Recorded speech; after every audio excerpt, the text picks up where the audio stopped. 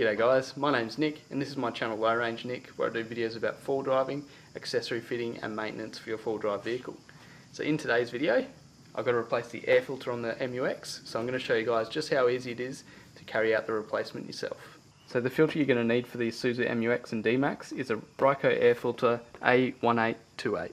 So let's get stuck into fitting this to the vehicle. So this is probably one of the easiest jobs you'll do on the MUX. So the first step is just to pop the wiring out of this little clip here.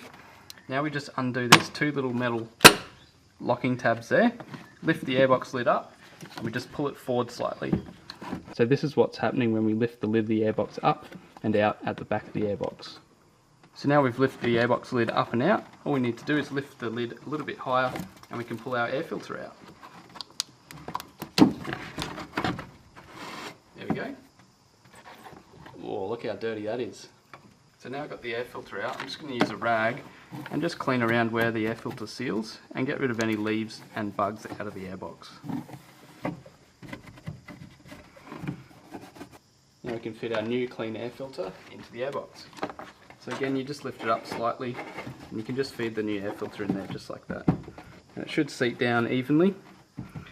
And then we just need to pull this airbox lid back down and we need to get the tabs at the back of the airbox to line up. So we just need the tabs on the back of the lid to go under the base of the airbox tabs like that. Once the tabs at the back of the airbox are gone in, the lid should fall into place and we should be able to put our little metal locks on. And then we can pop our wiring back into this little clip here too. And then we're all done with the air filter replacement. How easy was that? So if you enjoyed this video, please give it a thumbs up, subscribe to my channel and stay tuned for more four driving, accessory fitting and maintenance videos. Cheers guys!